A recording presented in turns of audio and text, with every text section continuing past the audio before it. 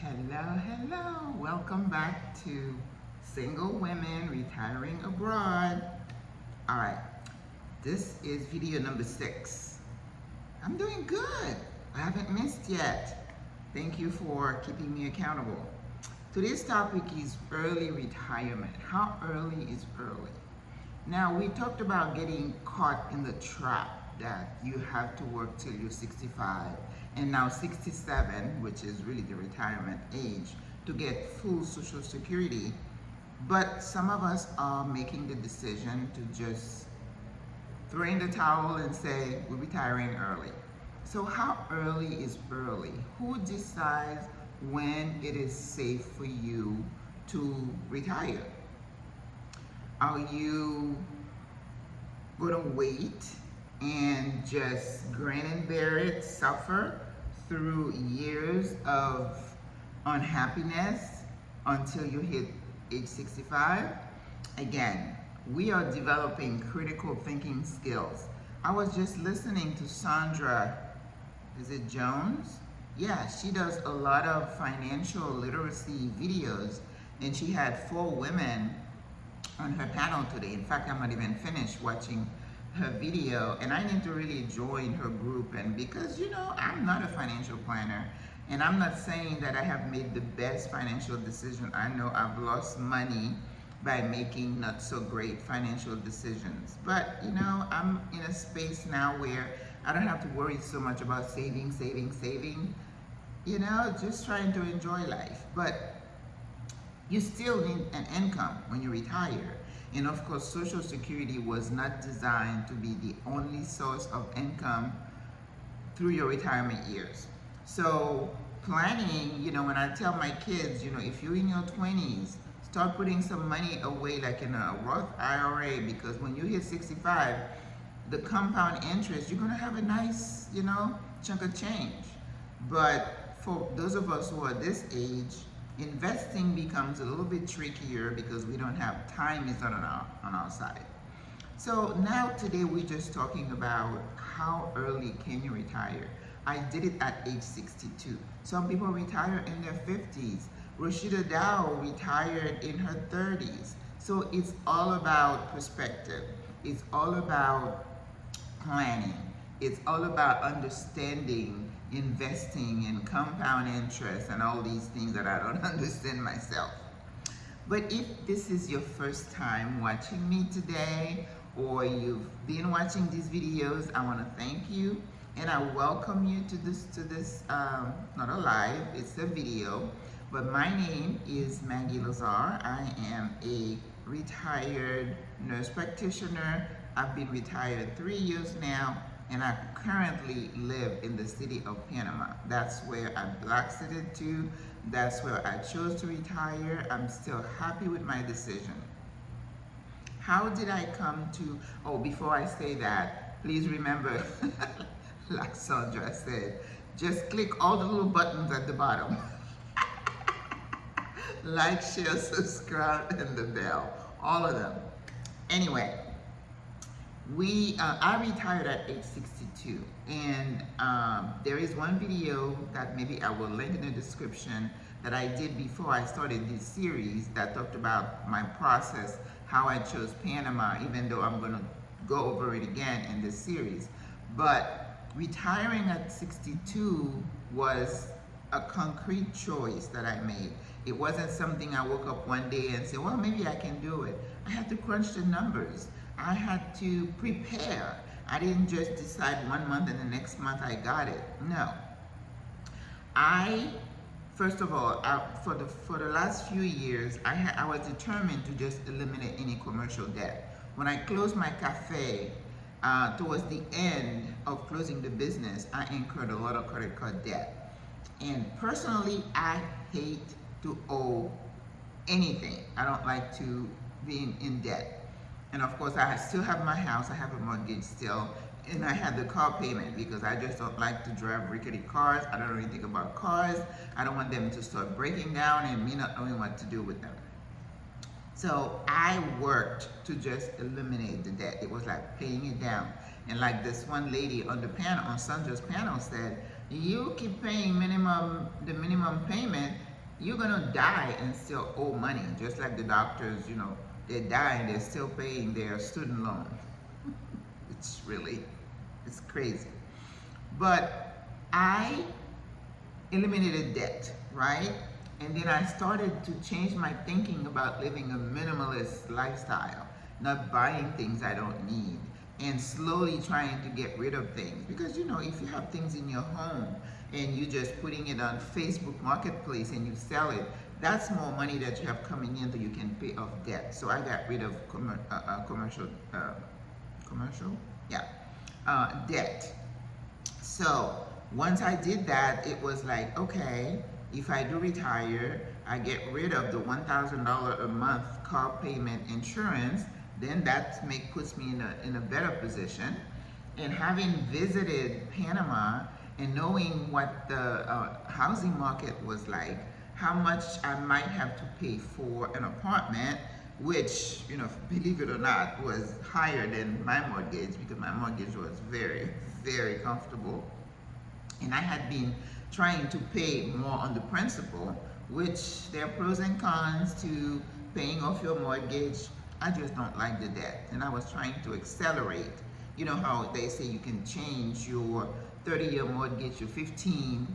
And then somebody said if you contact your mortgage holder and you say you want to make 2 payments a month instead of 1, it's going to accelerate how soon you can get rid of that mortgage. And that's probably good advice. Again, I'm not a financial person. So once I eliminated that debt, I'm thinking if I eliminate my car payment, so it's just going to be my mortgage. As I said, it's very comfortable. And then I went on socialsecurity.gov, put my date of birth, and then they gave me my expected full retirement date and what my full Social Security monthly payment was going to be. And then I did the math and I was like, I can do this. So once I decided to retire, and the story, I'll go into it a little bit in more detail later, when I said, oh, forget it, I'm just gonna wait, I'm just gonna take the leap and retire. And I handed in my resignation and that was it. But once I left my job, I did not just come to Panama the next week, because as we are talking about planning your Blaxit, it takes time to process what's coming, talking to your family about it, getting rid of things, and it just takes time. So I think for me, it took a whole maybe a year and a half. So you have to understand and give yourself that time, that planning time, right? And so I did the math and I realized without those things, I can do it. And then I started getting rid of things. And again, Facebook Marketplace, you get a little bit of money and you put it away. And then it worked, right? So you need to decide where you are right now and go through the same process of elimination, of freeing yourself from things that might keep you in bondage, and see if early retirement is a process. In fact, yesterday I was watching, of course I keep mentioning Stephanie Perry and Rashida Dow a lot, because it's a community and everybody's kind of thinking the same. It's a global kind of feeling community. They're like, if you want to leave the US by this date, do these 3, 4, 5 things, okay? But these people may not be retiring, they're just black-sitting and just getting out. So we, the single women retiring who are older, are kind of part of that community, but we're not the whole community. We're just a small, section of it, because a lot more younger people are black-sitting. So if you want to retire from working for a paycheck, so if you're an entrepreneur, I don't know that you can call yourself a retiree, because they say do something you love and you never have to work a day in your life, right? So if you're coaching, like these ladies, coaching people into financial freedom, talking about mental health, doing retreat, I don't know that I would call that work. because this is, you're doing things that help people and fill your soul. So when I talk about retirement, I'm just talking about people who are working for someone else and leaving that job to just either work for themselves or just go and just live, just run off of their pension, social security, investment, in, proceedings and stuff, proceeds. So retirement again is working for a paycheck. And this is, like I said, let's just stick to that definition that we want to keep that. We talked about the history of retirement, how this whole concept came about, right? And what I was, now in the US, the legal retirement age is 67. And I found out through some research, what it started to be, it was like in the 50s before.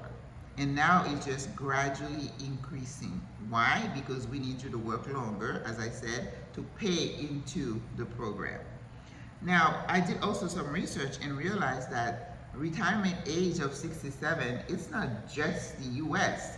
Sometimes we feel like they're penalizing us and making us work longer, but a lot of countries in Europe are, people are working till age 67. Norway, Italy, Iceland, Greece, Denmark.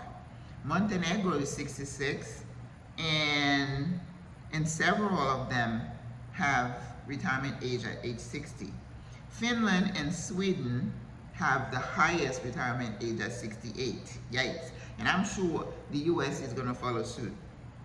So, again, the people, according to the research, who are retiring early are those with money, those who have made good financial decisions when they were younger, and then they go talk to their financial advisor, crunch the numbers, and they say, I think if you want to, and that's the key, do you want to keep the same lifestyle? And people need to understand that. If you want to retire early, something's going to have to give if you don't have the investment.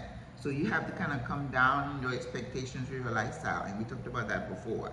I am living a much simpler life and I'm okay with it.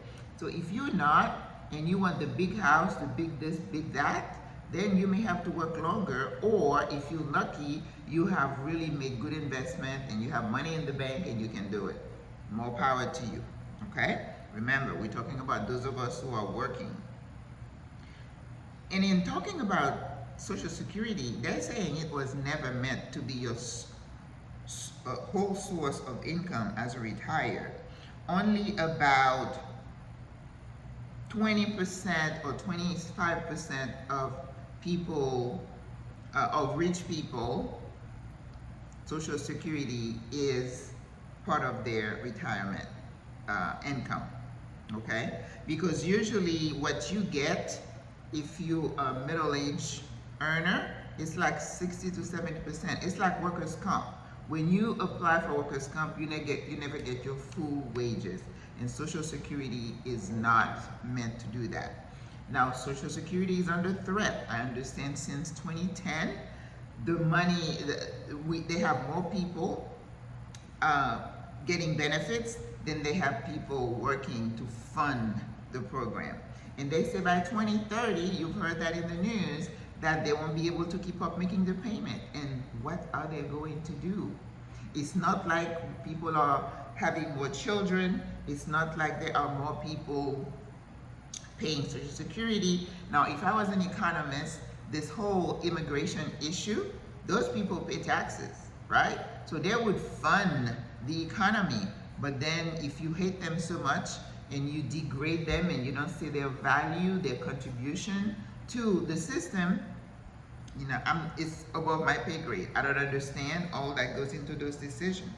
So understand that if you want to retire early, you have to have investments, you have to have savings, and Social Security is just going to be part of that picture. So make sure you do the math and see. Sometimes you may have to, postpone it for a little bit. Nothing wrong with that. So there is no magic age to retire.